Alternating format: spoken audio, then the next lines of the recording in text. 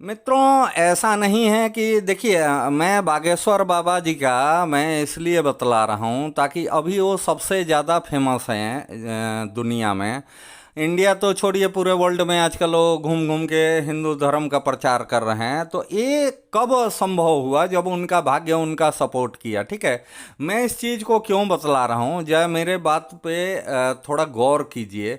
देखिए, हम एक दो आदमी के बारे में बतलाते हैं जो कि प्रकांड विद्वान थे। अब उनके पास या तो कोई सिद्धियां थी, ठीक है, और नहीं तो वो बहुत बड़े विद्वान थे। एक इलाहाबाद में आरपीएफ में एक पुलिस थे, हेड कांस्टेबल थे या कुछ थे, उतना हमको नॉलेज नहीं है। लेकिन वो उनके पास कोई भी जाता था ना, तो वो एक रुद्राक्ष का माला रखे हुए थे, तो वो सर पे अपने रख लेते थे। और उसके बाद आप कुछ भी बोलिए तो उसके बाद आपका पूरा जिंदगी वो बतला देते थे। पूरा वहाँ फेमस थे। आप में से कोई भी सज्जन यदि इलाहाबाद से बिलोंग करते होंगे तो हो सकता है कि उनको पता भी होगा।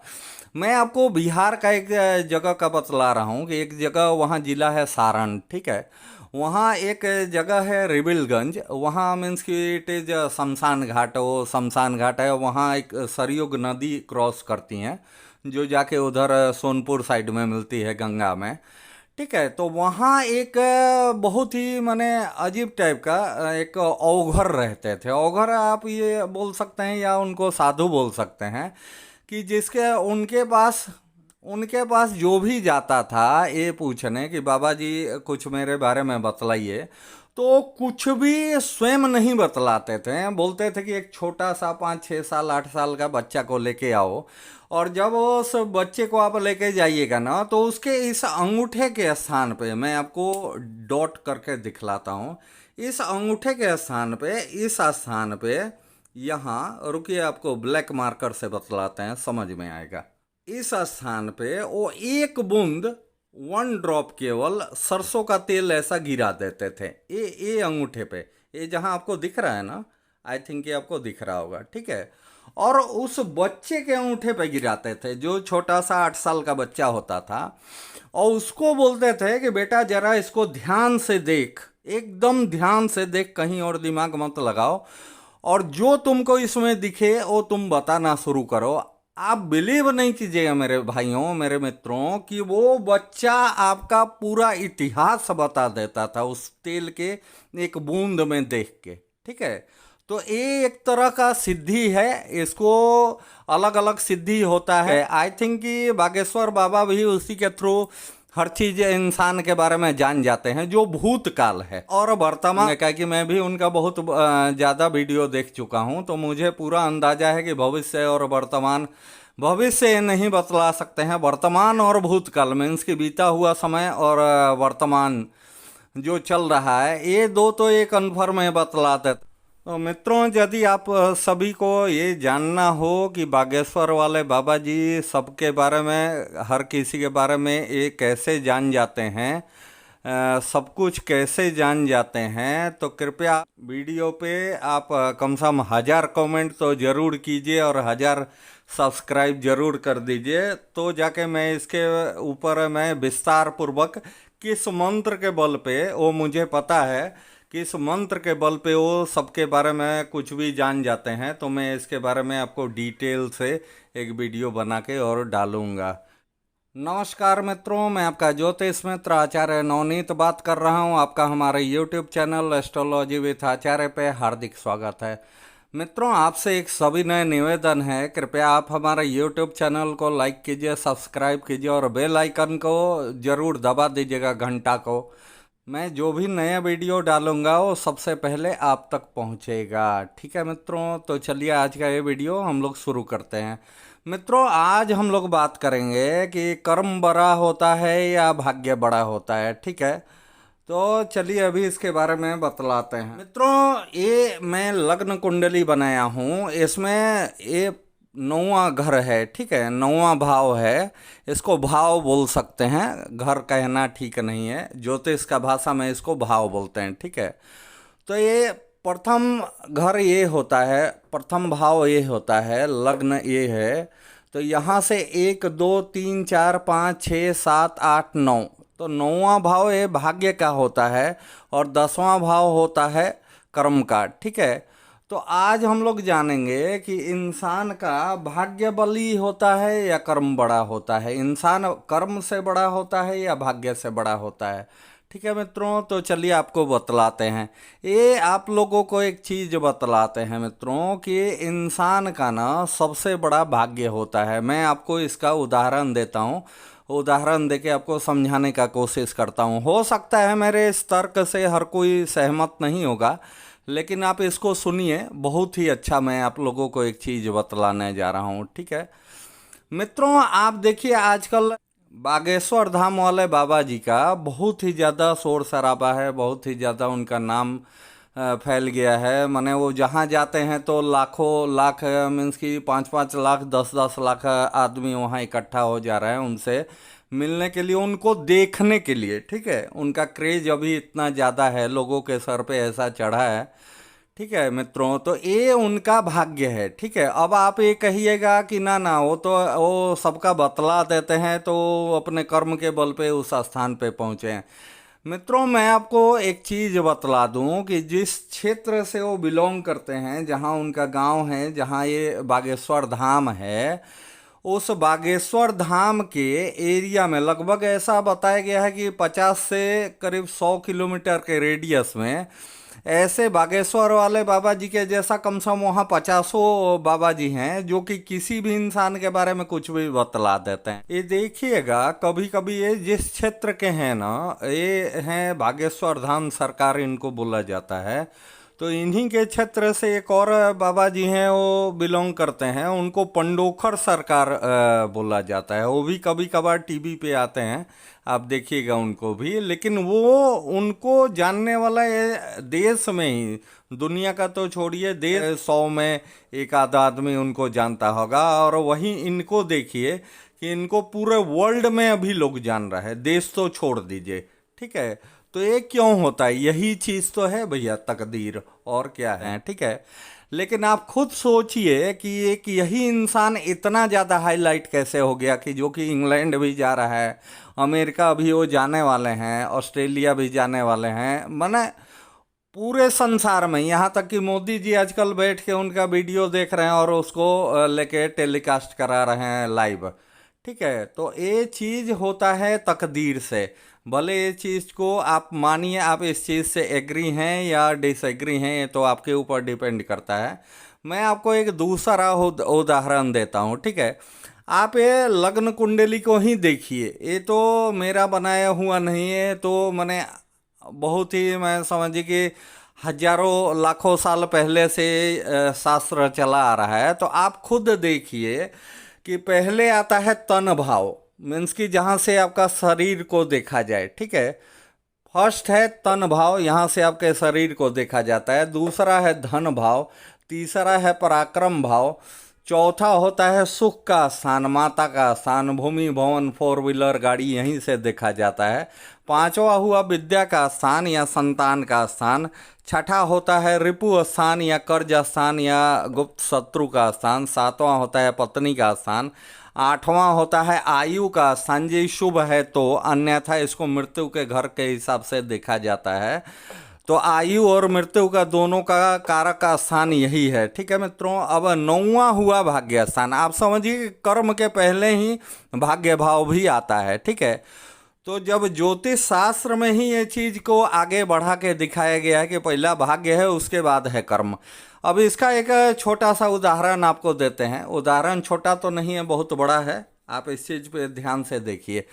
जैसा आपको पता होगा कि जब नरेंद्र भाई मोदी जी हमारे जो प्राइम मिनिस्टर हैं, वो जब कुछ भी नहीं थे, वो केवल आरएसएस के स्वयंसेवक संघ के एक मामूली से प्रचारक थे। ठीक है, तो उनको डायरेक्ट कॉल आया कि साहब आज आप चले जाइए जाके और गांधी धाम में, गांधी आई थिंक गांधीनगर, हाँ गांधीनगर में आज आपको कल जाके वहाँ मुख्यमंत्री का शपथ लेना है, आप गुजरात के मुख्यमंत्री बनेंगे। ठीक है मित्रों, आप समझिए कि जो इंसान के पास कुछ नहीं था, एक झटके में, ये शायद अटल बिहारी वाजपेयी जी उस समय प्रधानमंत्री थे हमारे देश के, अपने देश के, तो उन्होंने ही उनको अप्रोच किया था कि भैया कल आपको वहाँ जाके और गुजरात का मुख्यमंत्री बनना है, ठीक है।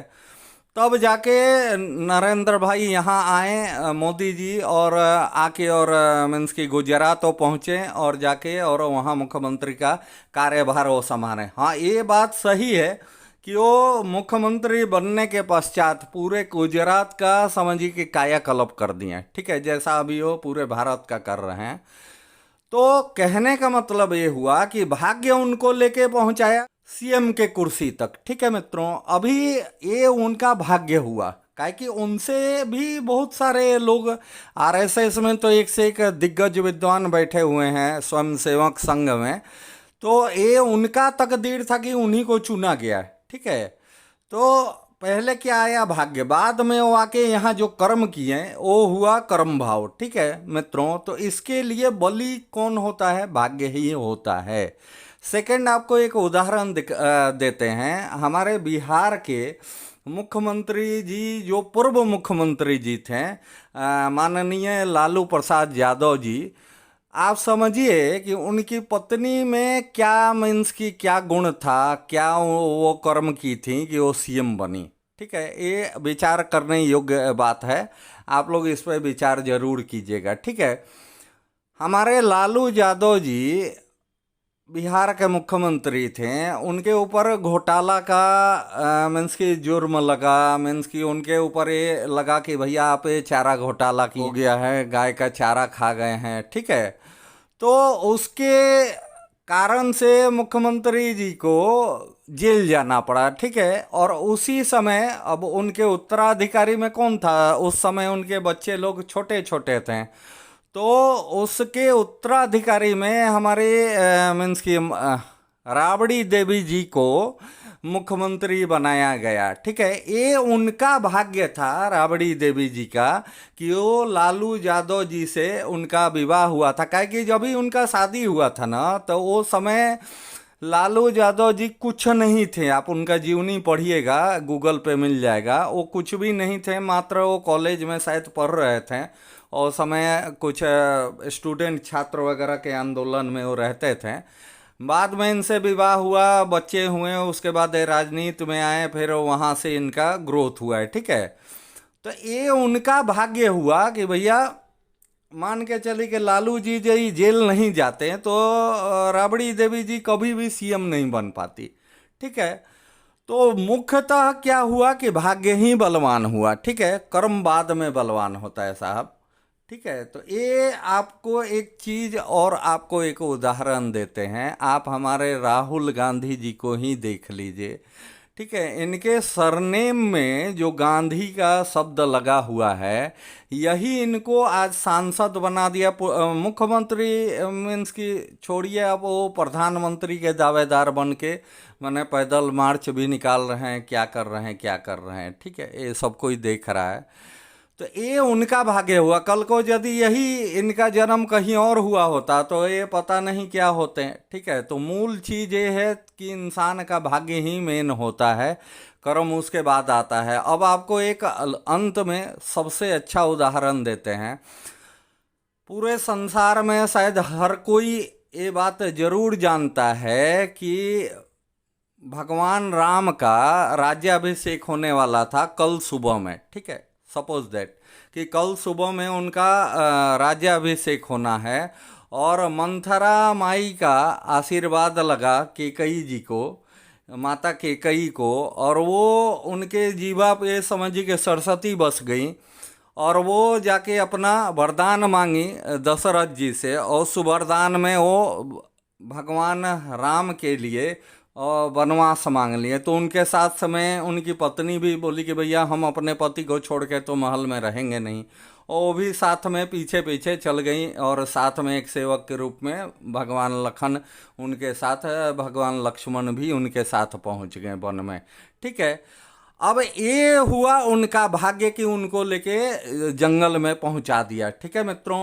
अब ये भाग्य का आपको एक चीज बतला रहे हैं कि उनका भाग्य कब का काम किया, जब रावण, देखिए इनका दुर्भाग्य चढ़ा और दुर्भाग्य में ही इनका भाग्य छिपा हुआ था कि जब रावण उनकी पत्नी धर्म पत्नी को उठा के लेके लंका चला गया, यदि वो रावण नहीं आता, ना ही सीता माता का वो हरण करता, तो कभी भी राम जी रामचंद्र भगवान नहीं बन पाते। ये चीज़ एकदम 100% सही मानिए, ठीक है। काहे कि वो यदि अपना पराक्रम उनको दिखाने का आसानी नहीं मिलता, ये उनका भाग्य था भगवान राम का कि रावण उनकी पत्नी को उठा के लेके गया, ठीक है। और उस एवज में भगवान राम जाके उनसे युद्ध करके उसको पूरा परास्त करके उसके पूरे वंश का विनाश करके अपनी पत्नी को, अपनी धर्म पत्नी माता सीता को सकुशल लेके फिर अयोध्या आए, ठीक है मित्रों। तो दुनिया में एक कहना कि कर्मण्येवाधिकारस्ते माँ फलेषु कदाचन